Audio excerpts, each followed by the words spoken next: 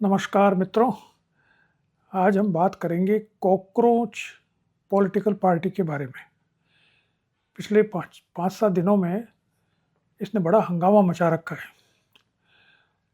और जनता totally divide हो गई है। जो बीजेपी के समर्थक हैं वो इसको अपशब्द कह रहे हैं। कॉकरोच होने पर क्या होता है, फ्लिट भी मिलता है, हिट भी मिलता है, हम इसको ख़त्म कर देंगे। ये राष्ट्र को डीस्टेबलाइज करने का एक प्रयास किया जा रहा है विदेशी शक्तियों द्वारा। उसका जो इंस्टाग्राम अकाउंट है, जो वेबसाइट है, जो ट्विटर अकाउंट है, उनको बैन कर दिया है या हाइक चेक कर लिया गया है। और ये कॉकरोच जनता पार्टी जिसे नाम दिया गया है, जो व्यक्ति अमेरिका में है शायद, तो उसके माँ बाप जो महाराष्ट्र में रहते हैं वो बेचारे घबरा रहे हैं। वो मिडिल क्लास का बच्चा है कि पता नहीं मेरे बच्चे के साथ क्या होगा। हमने बहुत कहा था अगर राजनीति में ना जाए। मुझे ये चिंता है कि कहीं वो गिरफ्तार ना हो जाए। जो उसके समर्थक हैं दूसरी तरफ, वो सब वो हैं जो कि एंटी बीजेपी हैं। सारे विरोधी दल के नेता, अधिकतर बड़े नेता नहीं, या जो ट्विटर पर बहुत सक्रिय रहते हैं, जो इंटरनेट पर सक्रिय रहते हैं, वो चाहे किसी भी दल के हो, लेकिन वो अगर बीजेपी के विरुद्ध हैं, चाहे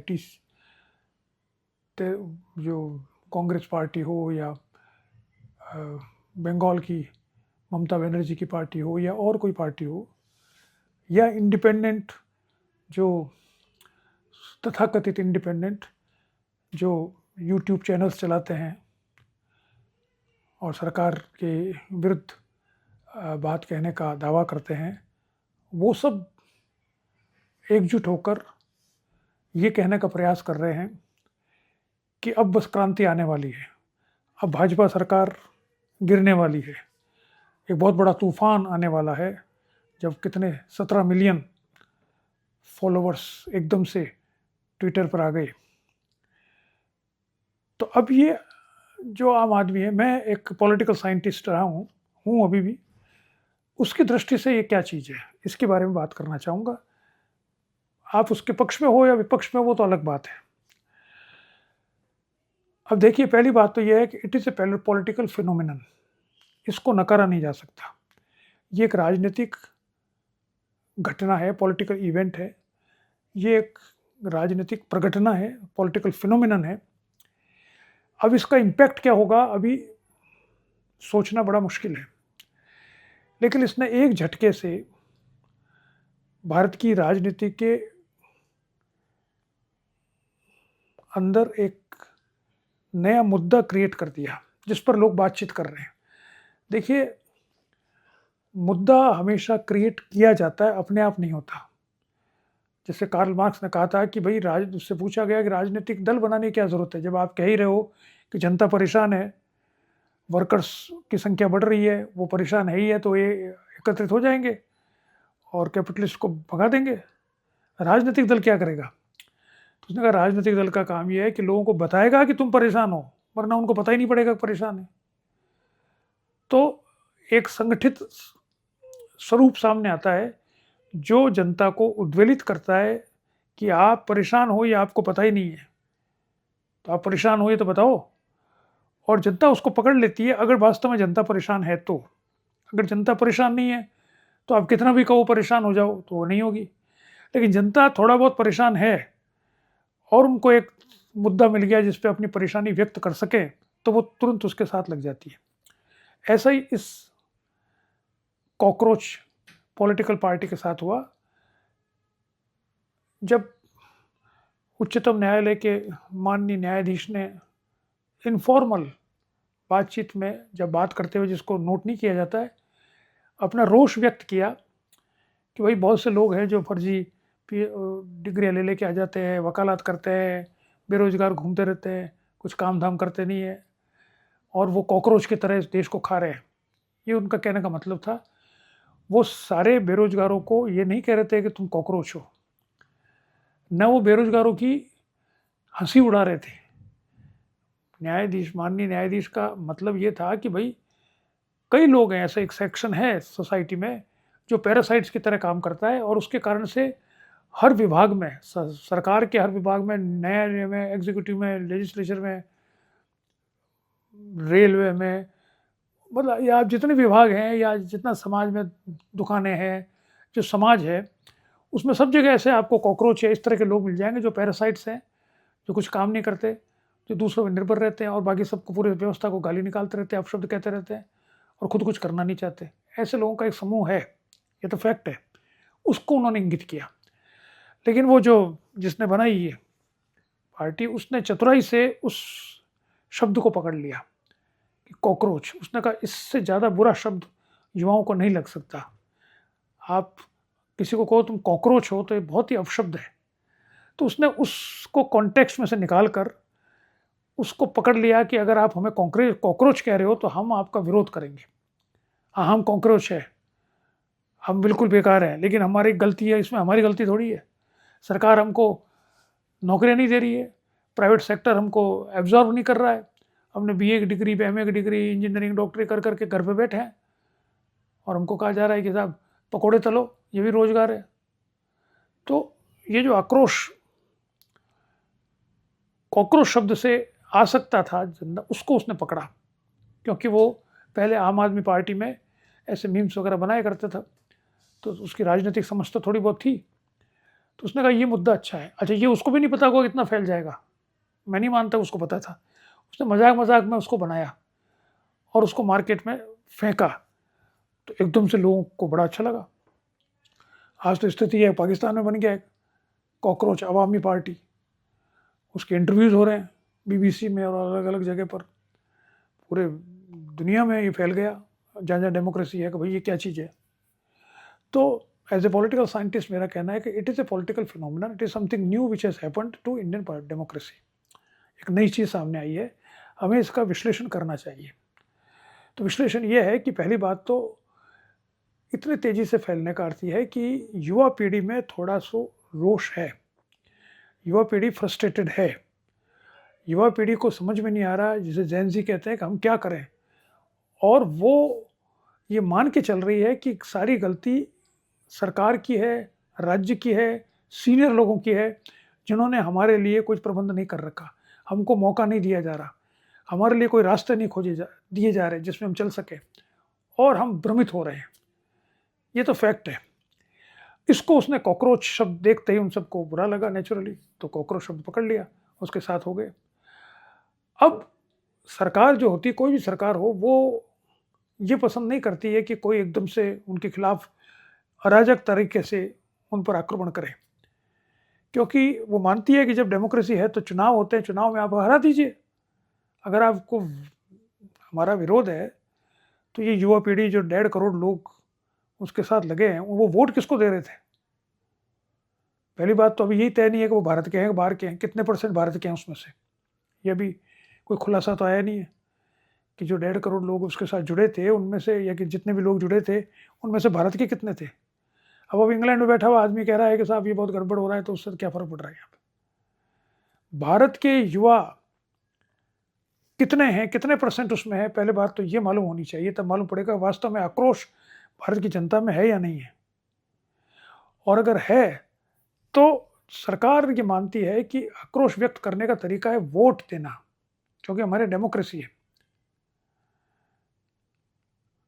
डेमोक्रेसी में आपको पता होना चाहिए कि भारत का संविधान बना था तब ये बहस हुई थी इस पे, और अम्बेडकर ने तो यहाँ तक कहा था कि भाई ये जो गांधी के जो तरीके थे, असहयोग आंदोलन, सिविल डिसोबीडियंस, सत्याग्रह, इसको बैन कर देना चाहिए, क्योंकि अब आज़ाद भारत में इसकी ज़रूरत ही नहीं है। अब तो वोट है, वोट दो आप और हरा दो। तभी माना गया था नहीं, ऐसा नहीं है, 5 साल में एक बार वोट देने का मौका आता है। राइट टू रिकॉल भी कर लीजिए, अम्बेडकर ने कहा राइट टू रिकॉल कर लो। तो वो बड़ा कॉम्प्लिकेटेड है, इसलिए अभी जैसा चल रहा है उसे चलने दो, सरकार अपना डील करेगी। ठीक है भाई, अपना असंतोष व्यक्त करने का तरीका तो कोई हो। अब ये आज के ज़माने में ट्विटर है, फेसबुक है, यूट्यूब है, सोशल मीडिया है, उसके माध्यम से व्यक्त करते हैं अपना रोष, तो ठीक है। लेकिन सरकार ये चाहती है, कोई भी सरकार वो ये सोचती है कि भाई ये अराजकता में तो ना फैल जाए, ये अराजक नहीं होना चाहिए, इसलिए उन्होंने इसको बंद किया। देश की सुरक्षा को अभी यही पता नहीं कि इसमें पीछे कौन लोग हैं, किसने पैसा लगाया है।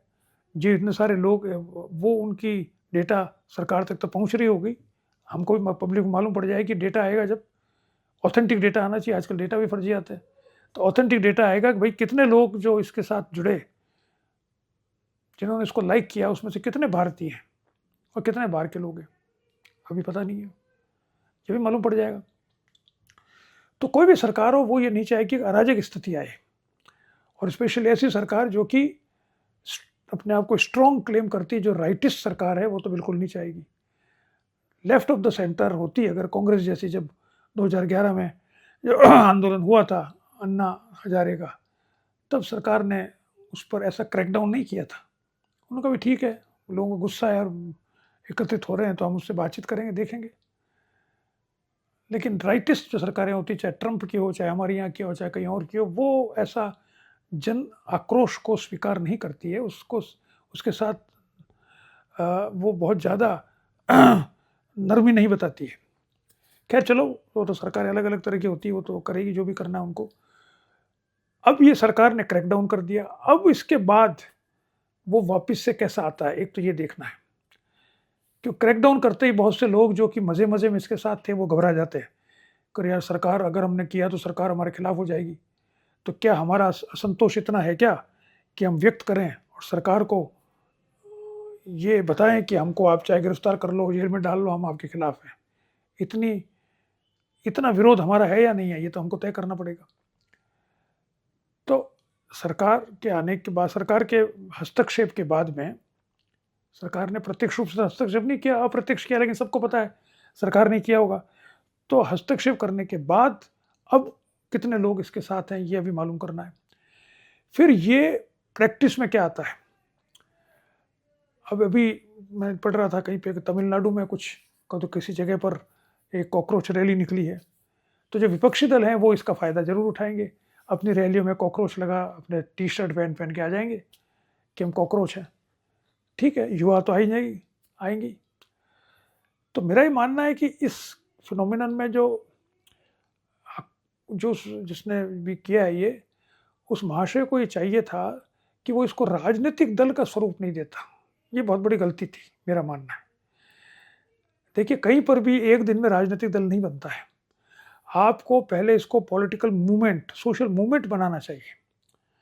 आपको ये नहीं कहना चाहिए था कि हम राजनीतिक दल हैं और अब इसके बाद हम लड़ेंगे। आपको कहना चाहिए it is a movement of youth, जो बेरोजगार हैं, जो स्क्रॉल करते रहते हैं, टीवी देखते रहते हैं, मोबाइल पे बैठे हैं। तो it's a political movement which should be created first, then. जैसे जन आंदोलन किया था अन्ना हजारे ने, बाद में उसमें से पार्टी बनी। पहले लोग तो एकत्रित हो और लोग सहमत तो हो कि इस पर, और फिर लास्ट में जब उनको लगे कि भाई अब हमको राजनीतिक दल बनाना चाहिए और हमको पार्टी बनानी पड़ेगी, बिना इसके काम नहीं चलेगा, तब पार्टी बनानी चाहिए। शुरुआत में पार्टी बनाती फर्स्ट डे आप विरोध करने लग जाओ तो आपको कौन बर्दाश्त करेगा। तो पहली गलती उनके साथ ये हुई कि वो तो ठीक किया उन्होंने, कॉकरोच वाला बनाया, लेकिन उसको राजनीतिक दल का स्वरूप न देकर उसे एक राजनीतिक मूवमेंट में कन्वर्ट करते हैं। फिर देखते, जिसे कहते हैं ना चाशनी, कि जनता कितनी उनके साथ होती है। सड़कों पर कौन लोग आते हैं, सड़कों पर नहीं भी आए तो पहले ऑनलाइन पेटिशंस में कितने लोग एकत्रित होते हैं, किन मुद्दों पे लोग सहमत हो रहे हैं, कौन से 5-7 लोग हैं, 10 लोग हैं जो मॉनिटर करेंगे कि किन मुद्दों को फर्स्ट प्रेफरेंस देनी चाहिए। एक आपको टीम बनानी पड़ेगी, अकेले से थोड़ी होगी। वो टीम बनाने में कौन लोग आते हैं, और वो फिर मुद्दों को हायरार्किकल तरीके से फिट करेंगे कि भाई अभी ये सबसे महत्वपूर्ण मुद्दा ये है, फिर बाद में ये है, उसका महत्व ये है, उसका ये महत्व है। तो it's a long strategy which one has to formulate and apply. तो मेरा यही कहना है अंत में कि भाई मैं तो इतना मानता हूँ कि भाई ये एकदम से ये इतना हुआ है, तो कुछ तो लोगों को उस शब्द से बहुत चिढ़े यूथ।